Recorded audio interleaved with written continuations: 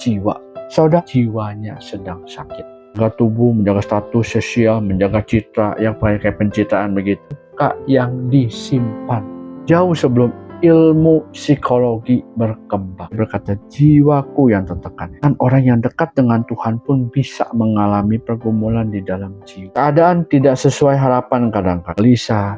Dia berbicara kepada jiwanya sendiri, mengapa engkau tertekan, hai jiwa? Dia sedang mengingatkan dirinya untuk kembali berharap kepada Tuhan. Pemulihan jiwa dimulai ketika seseorang mengambil pengarahan pandangannya kepada hidup tidak mudah. Ya, ada peperangan, ada pengkhianatan, ada ancaman.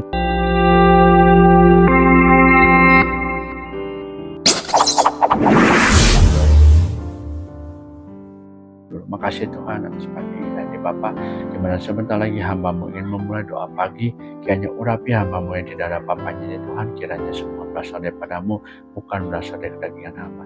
Makasih Tuhan, hanya dalam nama Tuhan Yesus Kristus kami mau landasi semua firman. Haleluya, amin. Hari ini kita akan jumpa di dalam ketika hati terluka dan jiwa menjadi lelah. Ingat ya, ini adalah tentang sakit jiwa.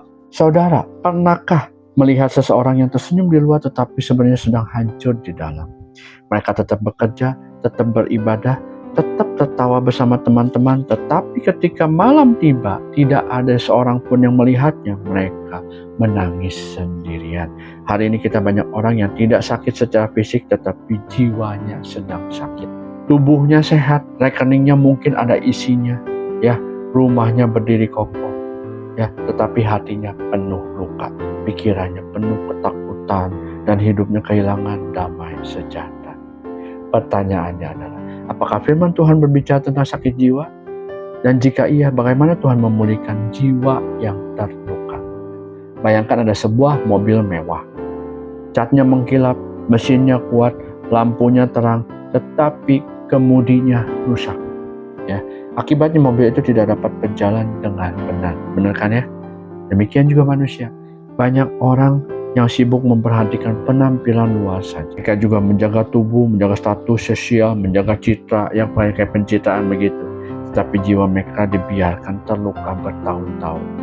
Luka karena penolakan, luka karena pengkhianatan, luka karena kegagalan, luka karena dosa, dan luka yang disimpan. Akibat mereka hidup dalam ketakutan, kemarahan, kecemasan, bahkan ya kehilangan arah hidup. Sebab masalah terbesar bukan selalu ada pada tubuh, ya, tetapi seringkali ada pada jiwa kita. Firman Tuhan memahami kondisi ini jauh sebelum ilmu psikologi berkembang. Tuhan mengetahui bahwa manusia bukan hanya memiliki tubuh, tetapi juga memiliki jiwa yang dapat terluka. Jadi kita mari baca. Di mana? Mazmur 23 ayat 3. Ia menyegarkan jiwaku, ia menuntun aku di dalam jalan yang benar, oleh karena namanya. Ya, perhatikan baik-baik di Mazmur 23 ayat 3 ini, ya. Daud tidak berkata tubuhku yang lelah, tetapi dia berkata jiwaku yang tertekan.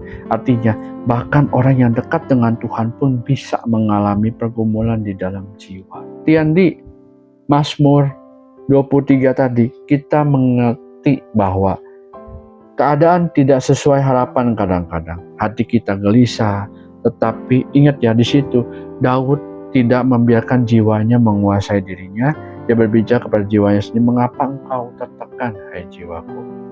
Daud sedang mengingatkan dirinya untuk kembali berharap kepada Tuhan. Ini menunjukkan bahwa pemulihan jiwa dimulai ketika seseorang mengambil pengarahan pandangannya kepada Allah seorang. Pada zaman Daud, hidup tidak mudah, ya. Ada peperangan, ada pengkhianatan, ada ancaman kematian. Daud pernah diburu seperti binatang, dia pernah ditolak, dia pernah jatuh ke dalam dosa dengan Batseba, dia pernah kehilangan orang-orang yang dicintainya. Namun di tengah semua itu, Tuhan tetap menjadi tempat pemulihan bagi jiwanya. Membedakan Daud dengan kita, dia tidak menyangka rasa sakitnya, ya. Dia membawanya kepada Tuhan, ya. Banyak orang hari ini menutup luka. Daud justru menyerahkan lukanya kepada Tuhan. Di sini ya harus kita akui, ya, bahwa jiwa saudara sedang terluka. Itu harus kita akui. Banyak orang gagal dipulihkan karena tidak mau mengakui kondisinya. Mereka berkata, saya baik-baik saja, ya, padahal tidak. Tuhan tidak dapat menyembuhkan luka yang terus disembunyikan. Dan dimulai dari kejujuran kita. Tuhan tahu masalah kita tahu, tetapi Tuhan ingin kita jujur di hadapan Tuhan. Yang kedua, jangan mencari pelarian yang salah. Saat jiwa sakit, banyak orang mencari pelarian, tenggelam dalam hiburan atau naik klub atau diskotik atau dugem.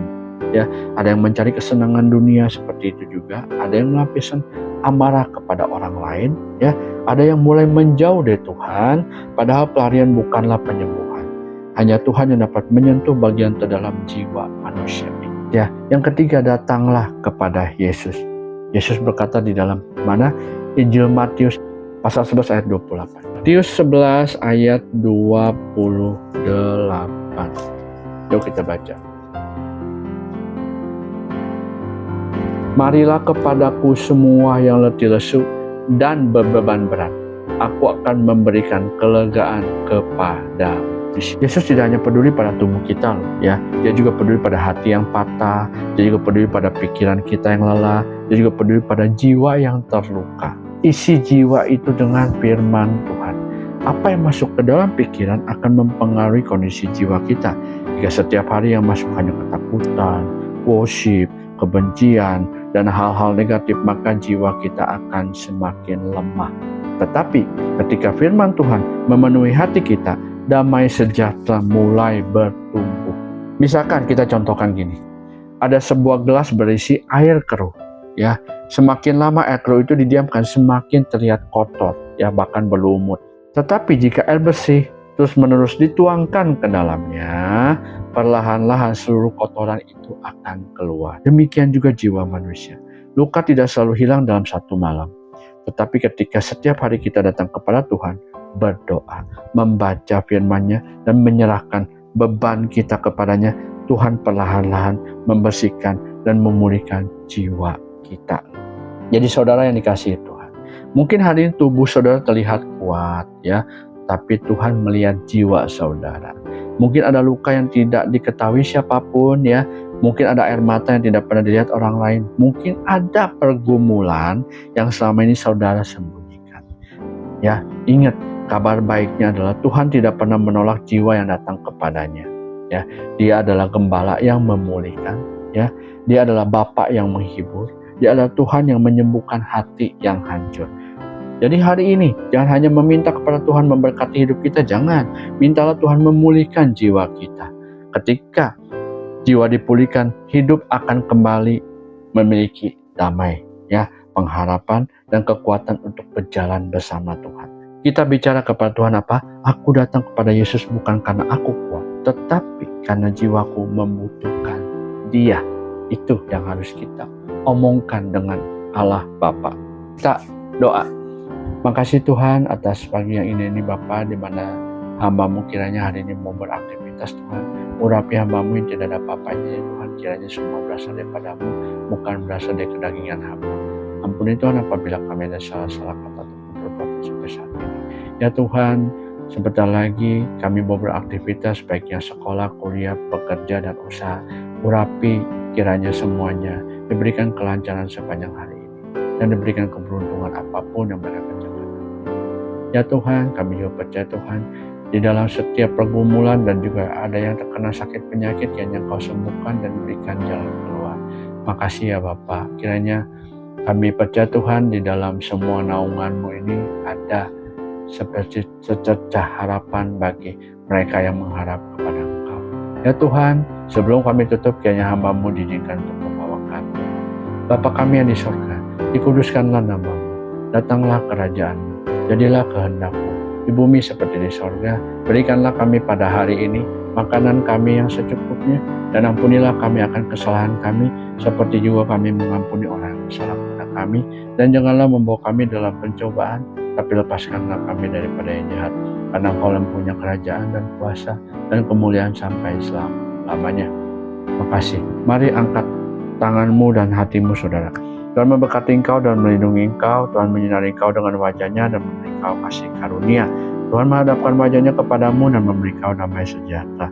Biarlah berkat, rahmat, anugerah dari Allah Bapa, cinta kasih dari Tuhan Yesus Kristus turun atas kami, dan kami menerima berkat daripada-Mu, dan nama kita tercatat di dalam kitab kehidupan.